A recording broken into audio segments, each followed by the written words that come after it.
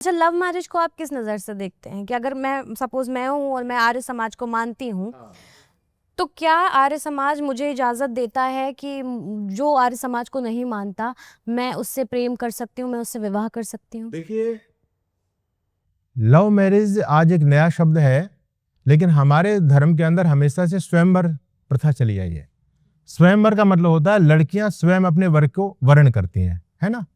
माता पिता नहीं, लड़कियों के द्वारा होता है। ऋषि भी यही कहते हैं कि गुण धर्म लड़के लड़की को साथ रहना, उनके यदि गुण धर्म आपस में मिलेंगे तभी तो गृहस्थ आराम से चल सकता है। तो उसमें कोई दिक्कत नहीं है, अगर वो ठीक है, उनकी विचारधारा मिल रही है, तो आप लव मैरिज आप बोलो, उसमें कोई परेशानी नहीं है। तो कर सकते हैं लव कर सकते मैरिज। हैं, क्यों नहीं कर सकते हैं। तो महाराज जी, ये तो आपने बताया शादी के बारे में ही, चूंकि हम लोग बात कर रहे थे, तो अब मेरा अगला सवाल यही होगा कि मान लीजिए कि मैं हूँ और मैं किसी इंटरकास्ट जो आर्य समाज को नहीं मानता, मुझे उससे शादी करनी है, तो क्या समाज मुझे इसकी इजाज़त देता है? भावना जी, 5 व्यक्ति खड़े हुए हैं, आप उनको नहीं जानती हैं, तो क्या आप ये बता सकते हैं कि इसमें ये राजपूत है, इसमें ये पंडित है, इसमें ये बनिया है, इसमें ये दलित है, बता सकते हो आप? क्या राजपूत के ब्लड हरे रंग का होता है? क्या जो ब्राह्मण होता है उसके सिर में कोई अलग प्रकार की भगवान ने कोई पहचान लगाई है? तो याद रखना, ये जातिवाद हमारे सनातन धर्म में कभी था ही नहीं।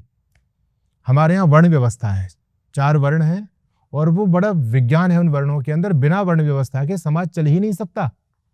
आज भी वर्ण व्यवस्था, चाहे महर्षि मनु को लोग खूब गालियां दे रहे हैं, लेकिन महर्षि मनु को फॉलो करना ही पड़ रहा है लोगों को। आज भी हमारे यहाँ 4 ग्रेड होती हैं, first grade, second grade, third grade और फोर्थ ग्रेड।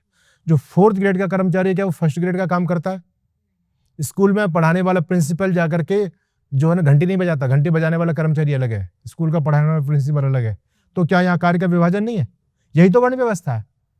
हमारी जो वर्ण व्यवस्था है वो पूरी तरह से वैदिक है, वो लॉजिकल है, वो साइंटिफिक है, उसके आधार पर ही समाज चल सकता है, आज भी और पहले भी चल रहा था। लेकिन जो जातिवाद वाली बात आ गई, ये जातिवाद लगभग 1000 साल पुराने इतिहास में आप जाएंगे, उस समय हमारे देश में ना तो कोई जातियां थी, ना कोई जातिवाद था। आप भगवान राम को देखते हैं, क्या भगवान राम के नाम के पीछे कोई जाति सूचक शब्द है? भगवान कृष्ण के नाम के पीछे कोई जाति सूचक शब्द है? जाति सूचक शब्द नहीं है। हाँ, नहीं है ना। नहीं है। परशुराम, जिनको आज ब्राह्मण वर्ग अपना आदर्श मान के चलता है, क्या परशुराम जी के नाम के पीछे कोई शर्मा आदि पंडित आदि लिखा हुआ है? नहीं। महाराणा प्रताप जो एक क्षत्रिय थे, उनके नाम के पीछे कोई जाति सूचक शब्द है? जाति सूचक शब्द तो नहीं है। हाँ? पर कृष्ण जी को ये कहा जाता है जैसे कि वो यदुवंशियों में पैदा हुए, ठीक है। राम जी को कहा जाता है कि वो क्षत्रियों में पैदा हुए। अपने यहाँ गोत्र परंपरा चलती थी, गोत्र परंपरा तो आज भी है। शादी एक गोत्र में नहीं होनी चाहिए, हाँ, समगोत्री नहीं होनी चाहिए। इतने गोत्रों को छोड़वाया जाता है, वो तो एक विज्ञान है, वो तो यथार्थ बात है। वो तो पशुओं के अंदर भी होता है। पशुओं के अंदर भी जैसे किसी गाय से कोई बच्चा पैदा हुआ तो आगे जाकर के उससे क्रॉसिंग होगी तो विकृति आ जाएगी उस परंपरा में। तो गोत्र परंपरा जाति की परंपरा नहीं है। आज गोत्र परंपरा पर किसी का ध्यान नहीं, सब जाति की परंपरा पर जा रहे हैं और जातिवाद को जानबूझ करके तूल दिया जा रहा है। हम अगड़े हैं, ये पिछड़े हैं, ये दलित हैं, ये सवर्ण हैं, हम महान हैं, है ना।